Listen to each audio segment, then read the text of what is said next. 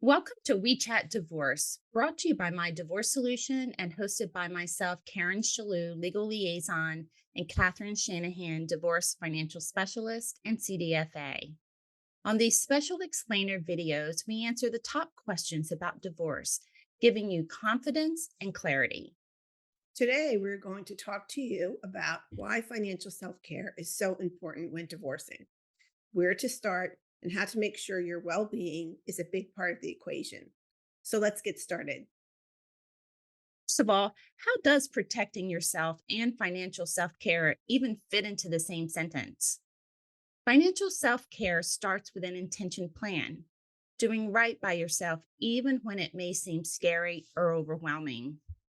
Well, what does that actually mean, Karen? Doing right by yourself, even when it sounds scary or overwhelming?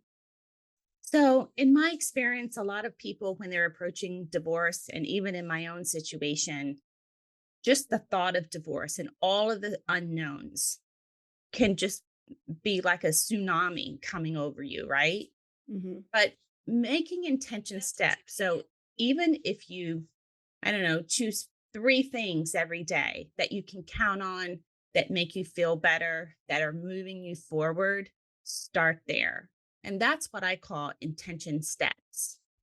So, when it comes to financial care, an intention step would be, do I want that Starbucks today, or can I make coffee by myself today? I like that, right? Right. So sometimes I just need to leave this room that I'm in all day, every day, and drive to get a coffee because working at home, you feel a little trapped sometimes. But it makes me feel good to drive out and buy an $8 cup of coffee when I have the pot at home and I can make the same thing and it tastes just as good. But I need that for myself to emotionally feel more present in the day and get myself started. It could be as little as that. You change your routine for the day. If it costs you $8, it costs you $8. So true.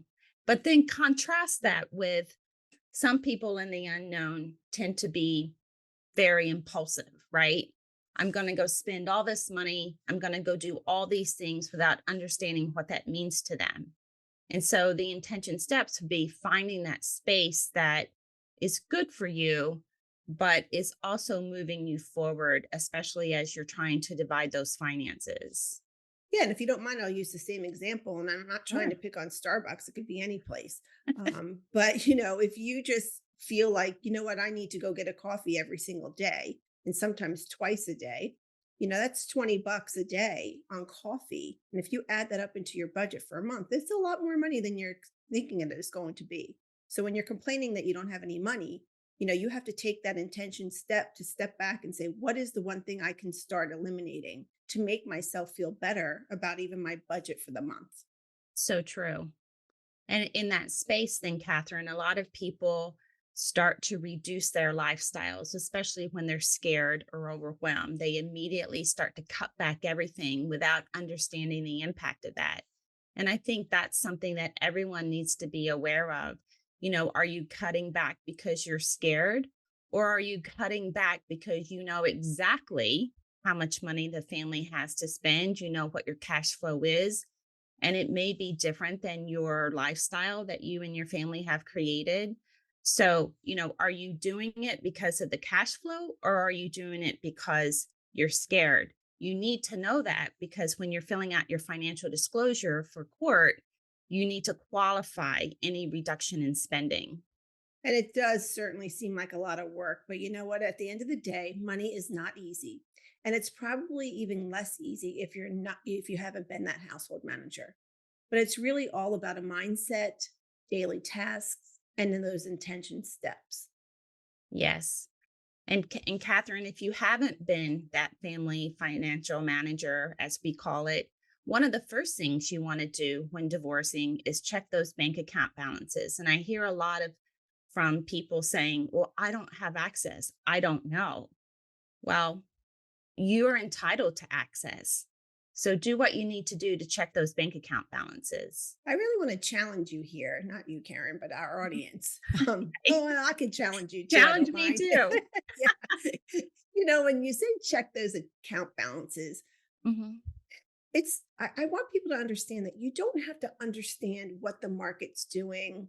You don't have to check a balance because you think your spouse is being intentionally deceitful.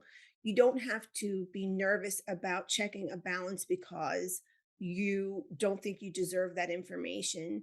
You have to do it because it's really healthy to do it. And you're doing it because you need to take that first step to changing your relationship with that account or all of your accounts. And that is by saying, you know what? I'm going to look at this account, whether it has less in it than I was expecting or more in it than I was expecting. I'll deal with that later. Or if you see transactions that you are unaware of, okay, I'll deal with that later. But right now, today, all you have to do is check it. It's one little step to take that first look. Because if you don't take that first step, you'll never change your attitude towards any of your accounts moving forward, even post divorce. You'll live the same cycle that you've always lived. And that is with probably uncertainty and with being afraid. And then you just go out and, like I said, you probably end up buying 5 Starbucks in a day because you just don't want to deal with it. So be accountable and take that first step, but just the first step, and that is to just look at it. Right. I love that.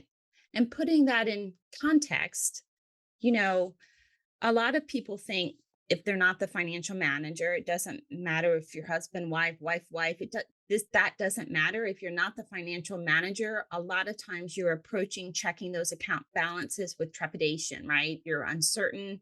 You think that it's going to be seen as adversity. But I like to help people understand that when you're asking for access to balances or passwords, it's from a place of knowledge. It's not from a place of challenging. You need to know that information if you're entering the divorce arena. And if your spouse isn't going to give that to you, then there's certain things that you need to do to make sure you have access. If you put it in the space of a business transaction, either business partner is not going to enter into a transaction until they know what it is on the table. And so if you can look at it in that space, and typically the financial manager, they may get a little unnerved about it because it's not a conversation you've ever had before. But would your spouse make financial decisions if you had the information? Wouldn't your spouse expect you to give that him or her that information as well? And so sometimes when you reframe that conversation and put it in context, it makes it a little easier for you to move forward to get that information. It also, excuse me, it also makes it easier for you to refrain from polling everyone else about your situation and believing that every single divorce professional is going to handle everything for you because they are not. You have to find your trusted resources, of course, and stick to them. But your friend's attorney, your realtor's attorney, or even your financial advisor's attorney may not be the best option for you.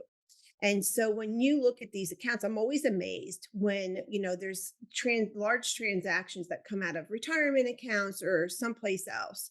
And immediately your best friend or your attorney says we need a forensic, or your best friend says we need to go after everything that your spouse has because they've been stealing money for you. And there's so many times where we ask, we saw this $20,000 come out of this account. Do you know what that was used for? And when the person who hasn't been handling the money sits backs and thinks, oh yeah, that's when we finished our basement. Or oh yeah, we took a cruise that year. Stuff does come back to you when you're in the know. And so the sooner you become comfortable looking at these accounts, a lot of money it could save you in the long run because you'll recall these things instead of trying to chase for something that didn't occur. Exactly. Next tip, learn something new about money and how it may affect your divorce. And this kind of plays on what Catherine was saying as well, because sometimes a lot of people get very emotionally attached to transactions that they don't know about. And a lot of times they're irrelevant from a court's perspective or from a divorce perspective. So if you're not preparing, if you don't know what all of this means, you're going to be back on your heels spending a lot of money that's not going to get you anywhere. So take the be Initiative. brave, the initiative. I love that. Take the initiative to learn something new, even if it's one thing, and write it down at the end of the day. What did you learn today about your money that relates to your divorce? And all of you who are working to be amicable with your spouses, asking questions is not questioning someone. So if you need to ask a few questions about your accounts or what something means or where a certain bank is or anything, doesn't matter how little that question is, it's a question. And that is how you'll be able to change your relationship with money as well. If your amicable spouse is back against the wall, getting very defensive, that's a red flag because you are not questioning your spouse. You're just asking questions so that you can be financially in tune to what's going on. So make sure you are up to date on all your wellness checkups, dental checkups, any health issues. Divorce is so stressful, and it's not a time to make sure that these habits, bad habits, remain in place. You want to create new, good, healthy habits. So financially speaking, and medically and physically speaking, you should take care of yourself. Absolutely. And sometimes, not all of the times, but enough that your health insurance policy may change. So when you're getting your wellness checkups and you have procedures or appointments that need to be made, make sure you understand how that fits into your health insurance policy parameters. So we Once already go ahead, I Catherine. just wanted to add, once you become more confident with your financial situation, whether it's good, bad, or indifferent, it doesn't matter. It is you. And once you can own that relationship with money and change your relationship with money for the better and do things that you love every day, you will feel more confident, I promise you, when you go into any meetings ahead of yourself.